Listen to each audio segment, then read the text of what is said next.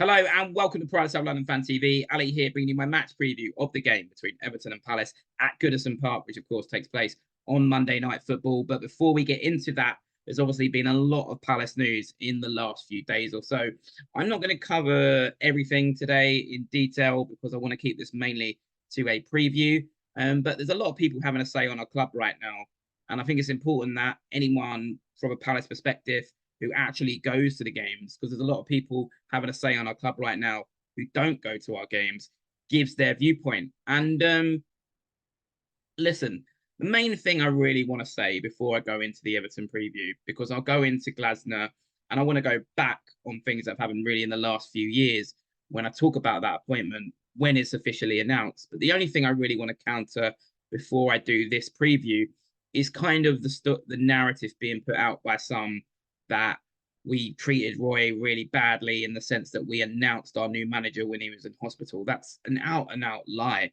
We didn't do that. There's been no official announcement. In fact, if you believe the stories that came out from that incident, Steve Parish went to the hospital with him. There's been no official announcement since. And hopefully we do the right thing and we announce Roy's departure in a dignified, respectful way that he deserves. And that's kind of the main thing that I want to counter. Yes, obviously, obviously things came out, but they do now in the world of social media with people like Fabrizio Romano and the links he has to certain agents. It happens at pretty much every managerial appointment. It's hard to avoid. But obviously the club have now delayed that the official announcement. It was likely that Roy Hodgson was going to announce his departure in a press conference on Friday, which obviously he couldn't do because he was taken ill. Hopefully, the way his announcement of departure is announced can be done the way Roy wants it, in a respectful and dignified way. And let's hope that happens. And I think all Palace fans wish him the best. So I'm going to leave that there and I will address more about Glasner and look back at a few things that have happened in the last few years and look at things that I think we need to do to make Glasner's appointment a success in my next podcast. But let's focus now on Everton. So looking ahead at the Everton game, it's an absolutely massive fixture and I think a massive opportunity for Paddy McCarthy because his last game where he took temporary charge after Vieira went was not a success. In fact, a tough one, but we're at Arsenal, but we were very poor that day. I think this is an opportunity for him to kind of, have a bit of a moment with the Palace fans again. He's a Hillsborough hero. And I think where it's kind of going in his favour for me is this is the definition of a must not lose game. The absolute definition. If we could just draw, keep Everton and Luton at bay, that's very nice for me. So even if he comes out of a draw, he'd probably get a lot of plaudits for it. But the thing that really is it McCarthy's moment? Is it McCarthy's moment? Because, Roy Hodgson apparently still wants to be involved somehow. So is there actually going to be a big change in philosophy or approach? I don't think there is. You've also got to bear in mind that Roy was at training on Friday. The preparations and plans would have been in place for Everton already. And I think McCarthy will see his job alongside Ray Lewington to implement those plans. So I don't think there's going to be any wholesale changes. And I think we're going to go there quite cautious, if I'm honest, because I think Roy does have that pragmatic approach. And going back to what I said, this is a must not lose game. So I don't think we'll see any massive changes in what McCarthy and Lewington implement.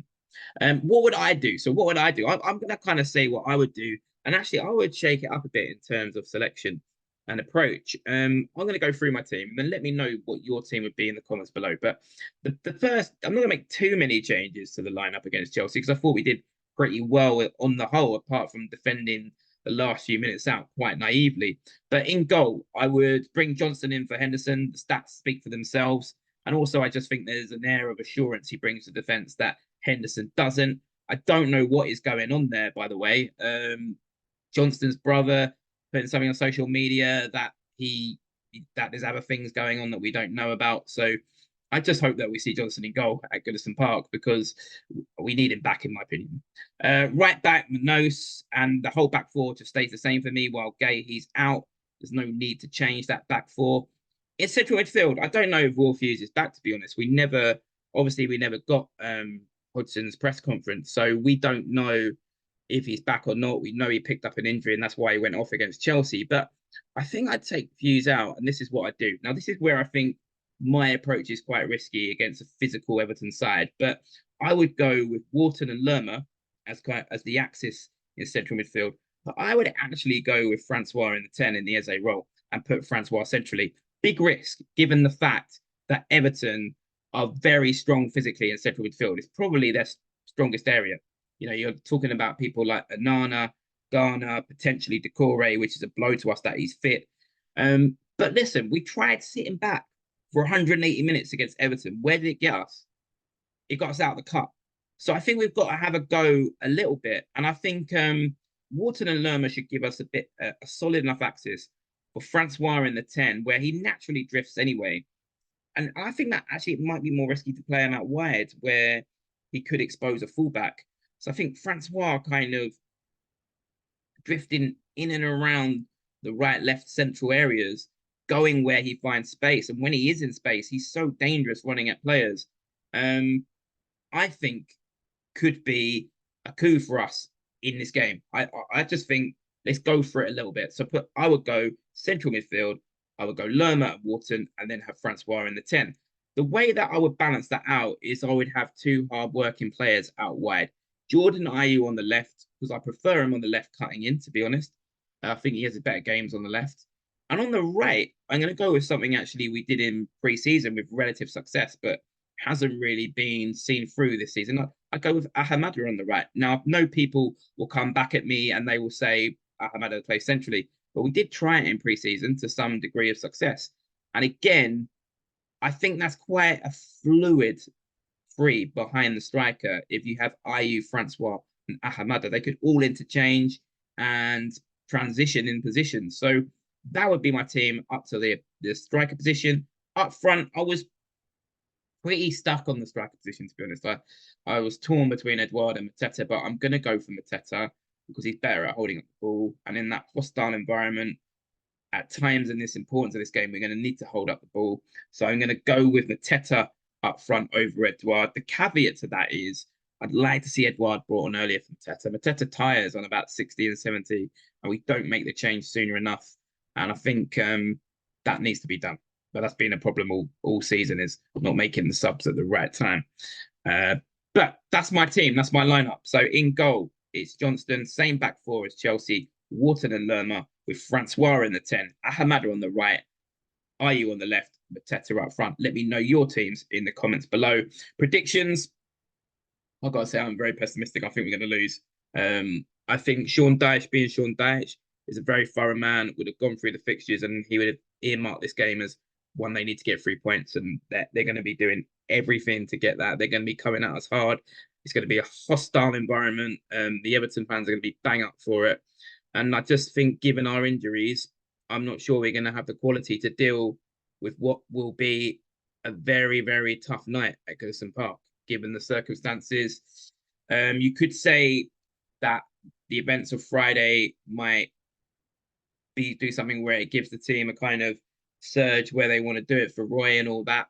That might be the case. I just still don't think we've got the quality with our injuries to deal with what will be a hostile environment tomorrow night. So I think it's a defeat. So it is a pessimistic prediction. Then the optimism, I think, comes on the Tuesday morning when the announcement of Glasner is made and we look ahead to the Burnley game, which is without doubt going to be a must-win game if we lose at Everton. So giving you my team, I'm giving you my prediction. I think Everton win this one, and that will suck us right into the relegation zone with Forest winning today over the weekend. Luton didn't win, but watching them earlier today, they have a tenacity, a desire, a never give in attitude that, to be honest, is the opposite to us right now. You know, Brighton away and Arsenal away examples. So they are a problem that aren't going to go away. We've just got to take care of our own business starting from tomorrow night, which I think, as I've said, will be difficult. So I think without doubt we will be sucked in if we lose tomorrow night, and that makes Saturday all the more important, doesn't it? But I think, given Glasner's what seems to be an appointment on Tuesday, maybe we can then look ahead with optimism that I'm going with a defeat on Monday night. Let me know your prediction below. Let me know your team below. Let me know your thoughts on the Palace news over the last few days. What do you think of Glasner's appointment? I will be talking more about that in a podcast in the week. As always, if you like this video, press the subscribe button. Let's hope that I'm wrong with my prediction and we're feeling glad all over tomorrow.